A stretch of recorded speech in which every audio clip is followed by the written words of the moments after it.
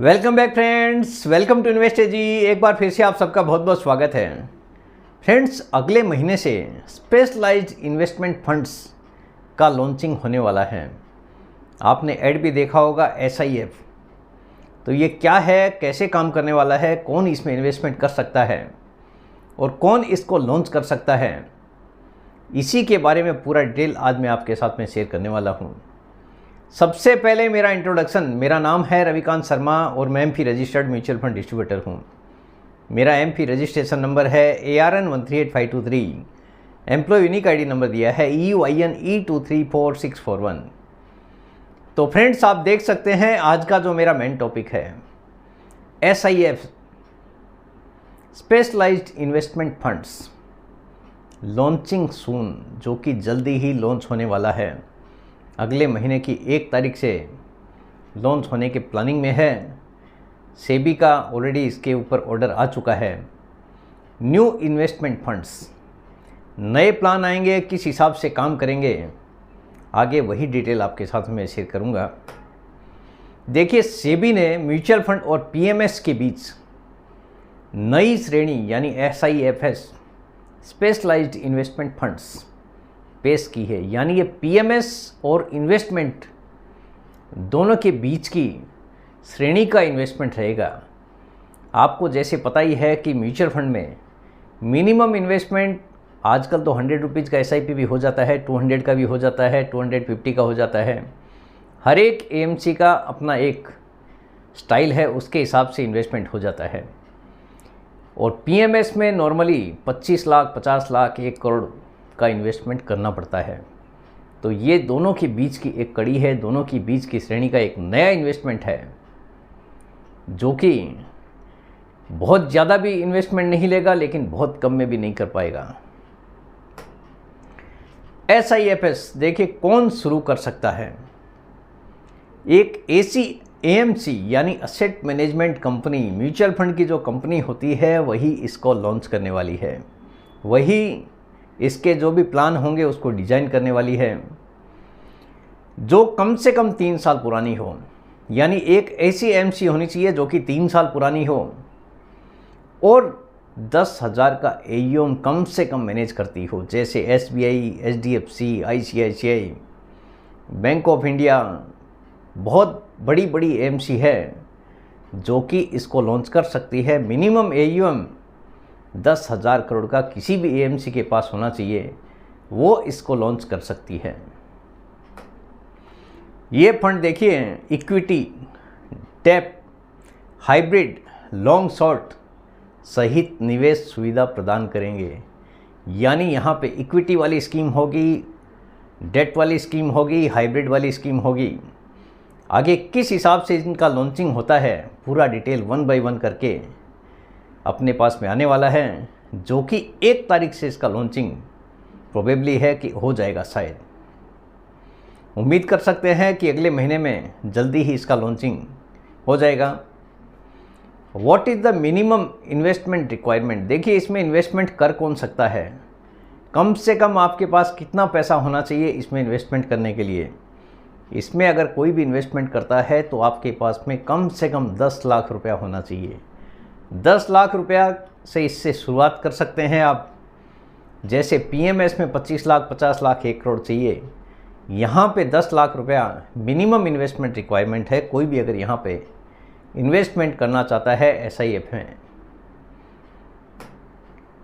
अभी नेक्स्ट मैं आपको बताने वाला हूँ कि SIP करने के 5 ऐसे फ़ायदे जिससे एक आम निवेशक आने वाले समय में काफ़ी बड़ा पैसा बना के मिल सकता है आम निवेशक को। देखिए, सबसे बड़ा फायदा SIP का है रूपी कॉस्ट एवरेजिंग।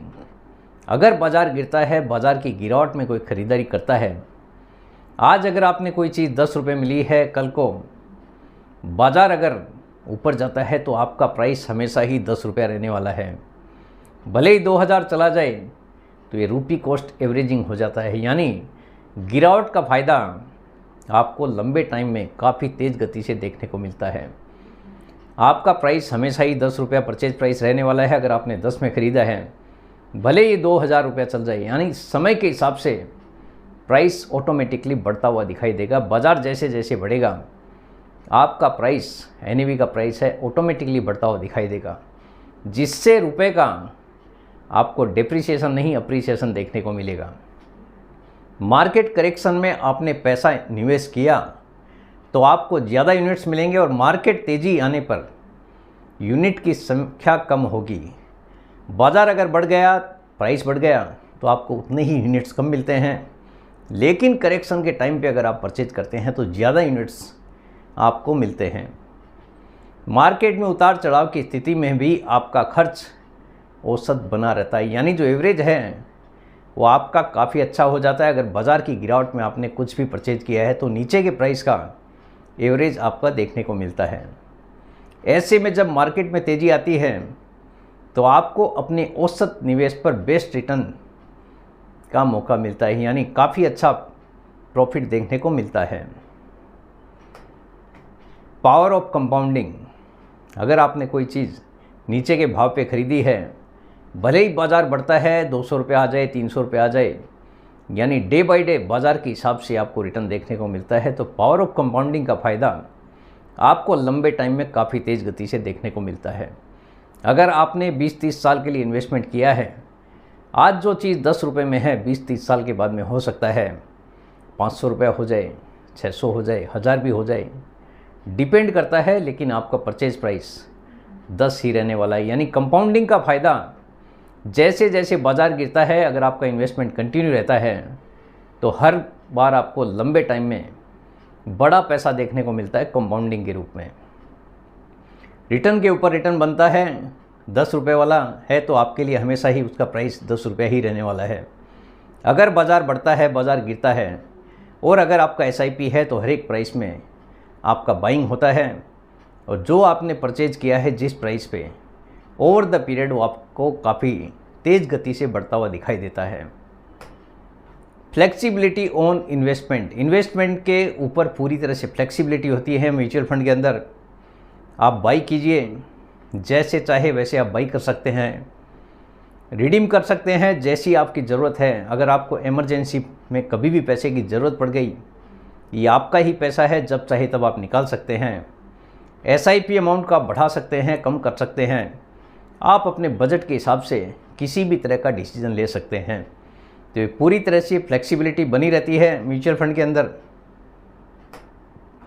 डिसिप्लिन्ड इन्वेस्टमेंट, अगर आप अनुशासित निवेश करते हैं, लंबे टाइम के लिए अगर आपने कोई भी निवेश किया है, मान लीजिए आपने 5000 का SIP चालू किया है, अगर आपने SIP चालू कर दिया और ओवर द पीरियड तक आप चालू रखते हैं, एक तरह से पूरी तरह से अनुशासन के साथ में निवेश करते हैं, तो लंबे टाइम में आपके लिए एक बड़ा पैसा बन के तैयार हो सकता है। जो कि आप पुराना इतिहास अगर देखेंगे तो इस बाज़ार ने काफ़ी लोगों को बड़ा पैसा बना के भी दिया है, लेकिन बना उसी के लिए है जिसने पूरी तरह से पेशेंस के साथ में निवेश चालू रखा है। तो डिसिप्लिन्ड इन्वेस्टमेंट को सीखने की आदत मिलती है आपको। अगर आपने कोई भी SIP चालू किया है तो लंबे टाइम में बड़ा पैसा बन के आपके लिए तैयार हो सकता है। इन्वेस्टमेंट लिमिट, देखिए यहाँ पे कोई इन्वेस्टमेंट की लिमिट नहीं होती है। आप SIP कीजिए, लमसम कीजिए। अगर आपने एक AMC में 500 का SIP किया है, दूसरे में आप 1000 भी कर सकते हैं, 1000 किया है 5000 भी कर सकते हैं। यानी हर एक AMC के पास अपने अपने प्लान है, उसके हिसाब से आप जितना चाहे वैसे इन्वेस्टमेंट कर सकते हैं।